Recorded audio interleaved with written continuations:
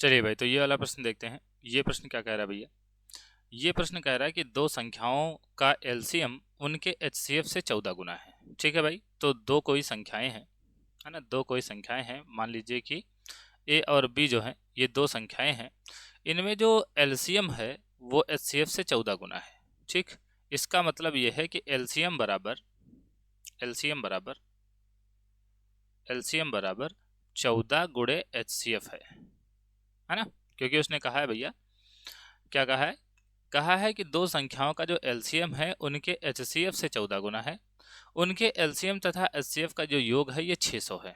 ठीक है, तो यहाँ पर दूसरी चीज बता रहा है कि एलसीएम और एचसीएफ अगर मैं इन दोनों को जोड़ूं तो दोनों का जो योग आता है ये 600 है।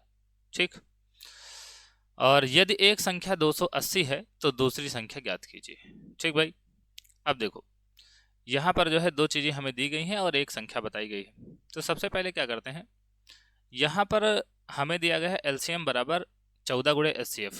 इसका मतलब ये है कि अगर मैं इसको जो है समीकरण 1 मान लूँ, है ना, इसको समीकरण 1 मान लूँ और इसको समीकरण 2 मान लूँ, तो मैं समीकरण 1 से एलसीएम का मान इसमें रख सकता हूँ।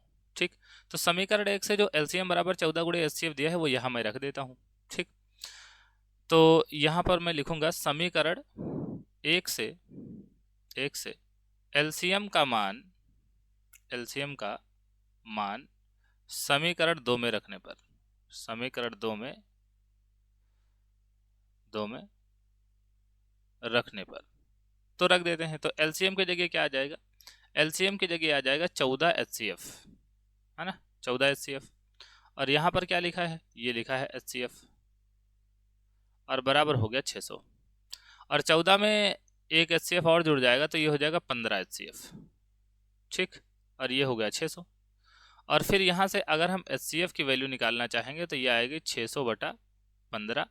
और अगर इसको काटेंगे तो 15 चौके 60 होता है ना, 15 चौके 60 यानी कि ये 40 आ जाएगा।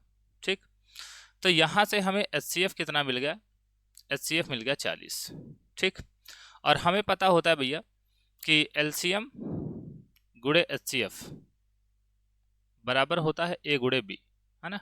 अगर ये संख्याएं ए और बी थी तो एलसीएम गुणे एचसीएफ बराबर ए गुणे बी होता है। ठीक, अब यहाँ से एचसीएफ हमें पता है 40 है ना, एचसीएफ हमें पता है 40 है। और मैं अगर यहाँ पर समीकरण 1 में, है ना, समीकरण 1 में एचसीएफ की जगह 40 रख दूँ, है ना, एचसीएफ की जगह 40 रख दूँ तो एलसीएम का मान भी मुझे पता चल जाएगा, है ना। तो यहाँ से मैं निकाल ही लेता हूँ, पहले तो ये मैं निकाल लेता हूँ, है ना। अब मैं लिखूंगा कि समीकरण 1 में एचसीएफ बराबर 40 रखने पर तो यहाँ से मुझे एलसीएम बराबर क्या मिलेगा? समीकरण 1 है, एलसीएम बराबर 14 गुणे एचसीएफ, तो एचसीएफ की जगह रख देता हूँ मैं 40, तो ये हो जाएगा 14 गुणे 40। ठीक, तो 14 चौको 56, है ना, और एक जीरो लगा देंगे तो एलसीएम का मान कितना आ गया?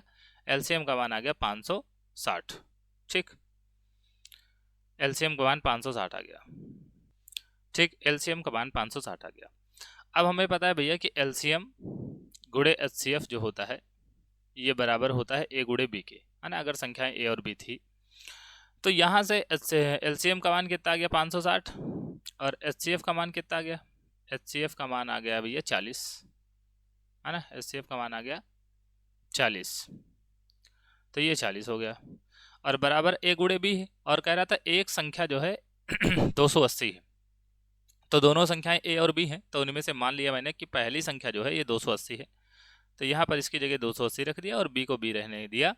दूसरी संख्या ज्ञात करने के लिए कहा है, इसका मतलब हम यहाँ से बी का मान निकालेंगे। ठीक भाई, तो यहाँ से अगर मैं बी बराबर निकालना चाहूँ तो ये 560 गुणे 40 और बटे है 280। ठीक, जीरो से जीरो में काट दूंगा और 28 दूना होता है 56, है ना, 28 दूना 56 होता है, 4 दूनी हो जाएगा 8, और ये जीरो भी है तो 80 हो जाएगा, है ना। यानी कि दूसरी संख्या क्या हो जाएगी? दूसरी संख्या हो जाएगी 80। ठीक भाई, तो ये एकदम आसान सा प्रश्न था।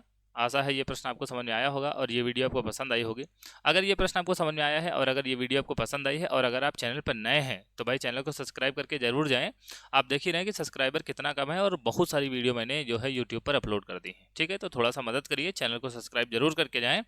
बाकी अगर वीडियो पसंद आई हो तो एक बढ़िया सा कमेंट लिखें ताकि मन प्रसन्न हो जाए और मुझे पता भी चले कि भाई कि आपको ये वीडियो जो है वो पसंद आ रही हैं और आपको ये प्रश्न जो मैं हल करके आपको दिखाता हूँ ये आपको समझ में आ रहा है। ठीक भाई, तो बाकी वीडियो को लाइक करिए, मिलते हैं किसी और प्रश्न के साथ में, तब तक के लिए धन्यवाद।